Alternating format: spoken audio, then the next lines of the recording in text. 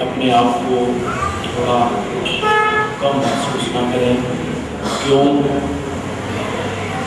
کہ حسین علیہ السلام کی دکھیا ماں ارشاد فرماتی ہے کہ جب کوئی بھی عزادار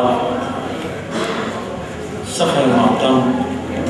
مظلوم کربلا بچھا دیتا ہے تو 3 ہستیاں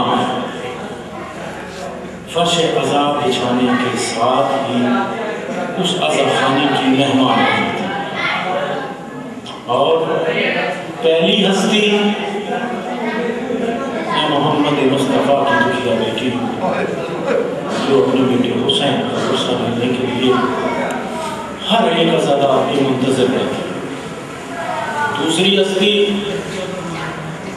حسین کی شریعت الحسین ہے جسے بھائی کی لاش پر رونے نہیں دیا گیا۔ تیسری ہستی حسین کی 5 سالہ بیٹی سکینہ، اور جب عزادار مولا امام حسین علیہ السلام کے بلند آواز سے گریہ کرتے ہیں تو اس وقت یہ بچی اپنی پھوپھی کا دامن گرا کر کہتی ہے، پھوپھی اماں یہ کون ہے جو میرے بابا کا ذکر سن کر گریہ کر رہے ہیں؟ تو اس وقت شریعت الحسین کہتی ہیں کہ یہ تیرے بابا کے عزادار ہیں۔ تو بچی حسرت بھری نگاہوں سے کہتی ہے کہ پھوپھی اماں اگر یہ عزادار کربلا میں ہوتے تو شم میرے منہ پر تماچے نہ مارتا، شم میرے منہ پر تماچے نہ مارتا۔ اور جس طریقے سے ملائکہ اس مجلس عذاب میں آتے ہیں جو ذاکر حسین علیہ السلام کا ذاکر جو کچھ بیان کرتا ہے وہ اسی طریقے سے جب اپنی طرف سے یہاں سے عزا خانے سے چلے جاتے ہیں اس وقت دوسرے ملائکہ پوچھتے ہیں کہ یہ کیا بات ہے، جب تم ہمارے سے گئے تھے تمہارے جسم میں وہ خوشبو نہیں تھی جو اب تمہارے جسموں سے وہ خوشبو آ رہی ہے۔ وہ اس وقت کہتے ہیں کہ ہم حسین علیہ السلام کی مجلس عزا میں گئے تھے، ہم ہر ایک عزادار کے ساتھ بیٹھے ہوئے تھے، اور جب محمد و آل محمد کا ذاکر فضائل بیان کر رہا تھا تو جو حلالی تھے ان کے چہرے کھل رہے تھے، اور جب مسائل بیان کر رہا تھا تو ان کی آنکھوں سے اشک جاری ہو رہے تھے۔ یہ دیکھو ہم آنسو بھی لے کر آئے ہیں اور ہم ان کے ساتھ جو خوشبو بھی لے کر آئے ہیں، اور پھر وہ ملائکہ جو 70,000 ملائکہ کا ایک سردار ہوتا ہے وہاں پر عرش پر وہ مجلس عزا برپا کرتا ہے، اور جو کچھ ذاکر نے بیان کیا ہے وہ ملائکہ میں جا کر سناتا ہے۔ لہذا آپ صلوات پڑھیں تاکہ میں مجلس عزا کا آغاز کروں۔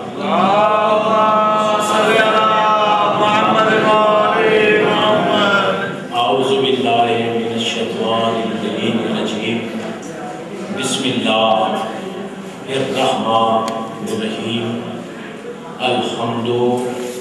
للہ رب العالمین، الصلاۃ والسلام علی اشرف الاولین والآخرین، سید الانبیاء والمرسلین وخاتم النبیین، سیدنا و نبینا و طبیب نفوسنا و شفیع ذنوبنا و حبیب قلوبنا مولانا ابی القاسم محمد صلی اللہ محمد وعلیہ طیبین الطاہرین المعصومین من یومنا ھذا الی یوم الدین، لعنت اللہ علیہم اجمعین، آمین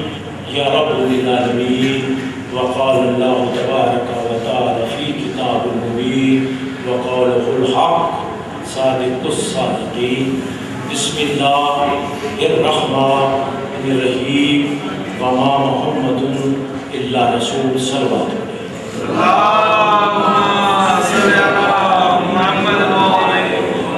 خالق کائنات اپنے پاک مقدس کلام میں جو مومنین اور ایمان والوں کے لیے رائے ہدایت ہے ارشاد فرما رہا ہے، وما محمد الا رسول، یہ میرا محمد جو ہے یہ میرا رسول ہے۔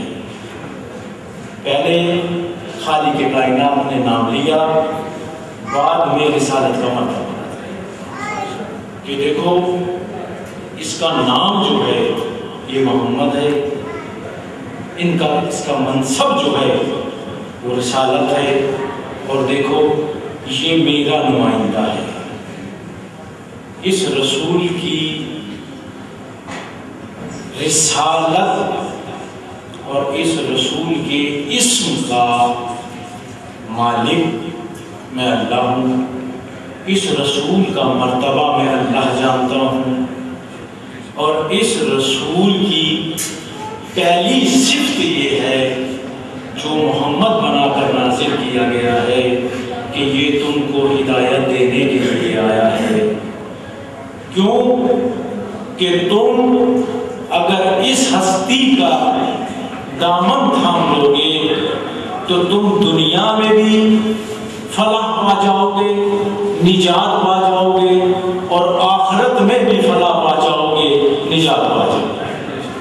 منصب، رسالت، نام محمد مصطفیٰ صلی اللہ علیہ وآلہ وسلم۔ اگر تم نے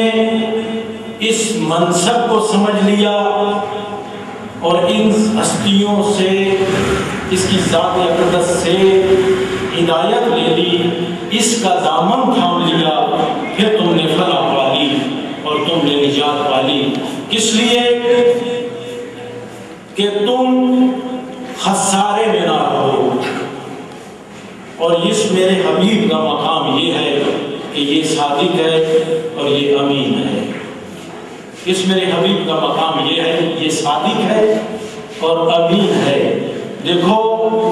جیسے امانت تم اس کے پاس رکھ کر جاؤ گے ویسے یہ امانت تمہیں لوٹا دے گا،